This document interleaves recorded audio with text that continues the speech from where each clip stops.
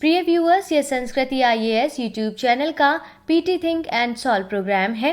इस प्रोग्राम के अंतर्गत प्रत्येक दिन यूपीएससी और स्टेट पीसीएस से संबंधित 5 प्रश्न व्याख्या सहित उत्तर के साथ दिए जाएंगे। हमें आशा है कि ये प्रोग्राम आपकी तैयारी में मददगार साबित होगा। तो चलिए शुरू करते हैं आज के अपने प्रश्नों की श्रृंखला को। शूलपाणेश्वर वन्यजीव अभयारण्य के संदर्भ में निम्नलिखित कथनों में से कौन सा कथन असत्य है?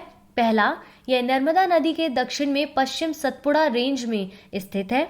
दूसरा, यह मध्य प्रदेश और महाराष्ट्र के साथ सीमा साझा करता है। तीसरा, यहाँ रीसस, स्लॉथ बियर, तेंदुआ, बार्किंग डियर और हरपेटो आदि प्रजातियां पाई जाती हैं। नीचे दिए गए कूटों के आधार पर सही उत्तर का चयन कीजिए। ए केवल 1, बी केवल 2 और 3, सी केवल 3, डी उपयुक्त में से कोई नहीं।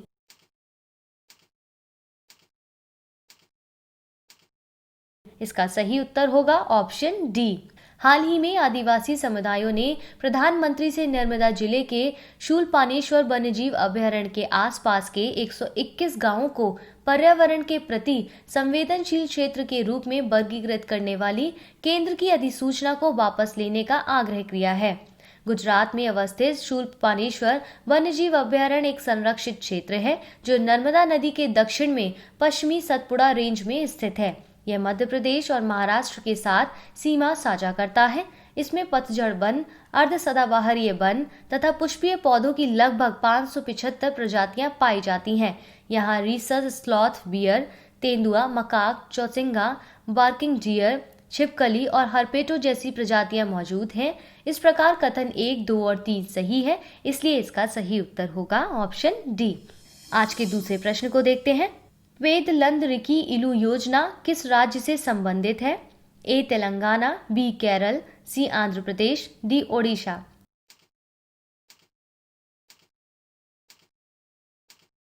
इसका सही उत्तर है ऑप्शन सी। हाल ही में आंध्र प्रदेश सरकार राज्य ने पेदलंदरिकी इलू योजना के तहत आवास स्थलों के वितरण का कार्य शुरू कर दिया है।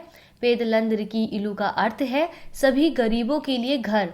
इसके तहत लगभग 6 लाख लोगों को किफायती आवास प्रदान किए जाएंगे। इस प्रकार विकल्प सी इसका सही उत्तर होगा। बढ़ते हैं अपने अगले प्रश्न की ओर। जीरो कूपन बॉन्ड्स के संदर्भ में निम्नलिखित कथनों पर विचार कीजिए।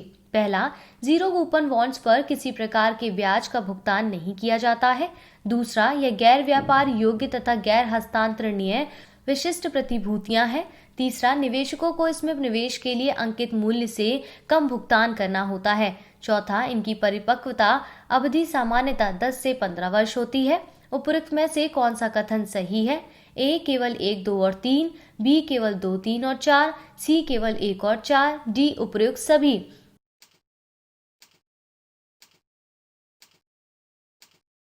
इसका सही उत्तर होगा ऑप्शन डी। हाल ही में केंद्र सरकार ने पंजाब और सिंध बैंक के पुनर्पूंजीकरण हेतु वित्तीय नवाचार के रूप में ऋणदाताओं के लिए 5,500 करोड़ रुपए के विशेष ब्याज रहित बॉन्ड या जीरो कूपन बॉन्ड जारी किए हैं।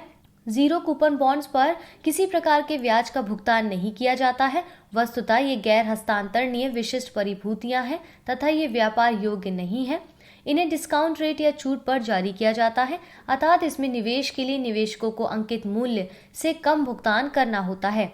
इनकी परिपक्वता अवधि सामान्यतः 10 से 15 वर्ष होती है, जिसके पूरा होने पर निवेशक को बॉन्ड का अंकित मूल्य प्राप्त होता है।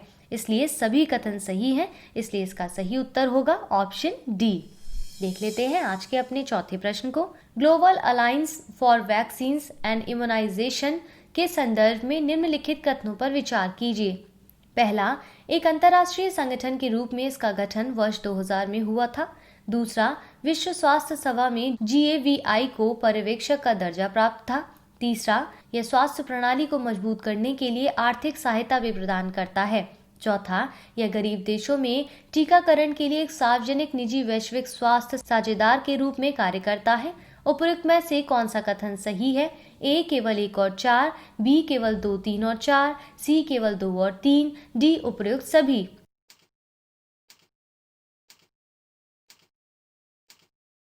इसका सही उत्तर होगा ऑप्शन डी। हाल ही में केंद्रीय स्वास्थ्य मंत्री को global alliance for vaccines and immunization board में सदस्य के रूप में नामित किया गया है। विश्व स्वास्थ्य सभा में GAVI को पर्यवेक्षक का दर्जा प्राप्त है। इसका गठन वर्ष 2000 में एक अंतर्राष्ट्रीय संगठन के रूप में हुआ था, जो विकासशील देशों के गरीब व पिछड़े वर्गों के अप्रयुक्त टीकाकरण के लिए सार्वजनिक और निजी क्षेत्रों को एक स्थान लाता है। यह स्वास्थ्य प्रणाली को मजबूत करने और स्वास्थ्य कार्यकर्ताओं को प्रशिक्षित करने के लिए आर्थिक सहायता प्रदान करता है। इसलिए उपर्युक्त सभी कथन सही हैं, इसलिए इसका सही उत्तर होगा ऑप्शन डी। देख लेते हैं आज के अपने अंतिम प्रश्न को। भारत की पहली लिथियम रिफाइनरी किस राज्य में स्थापित की गई है? ए महाराष्ट्र, बी गुजरात, सी कर्नाटक, डी आंध्र प्रदेश।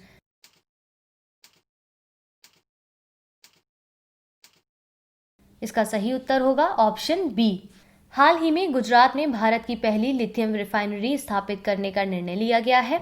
इसके लिए देश की सबसे बड़ी विद्युत व्यापार और नवीकरणीय ऊर्जा कंपनी मणिकरण पावर लिमिटेड द्वारा 1000 करोड़ रुपए से अधिक का निवेश किया जाएगा।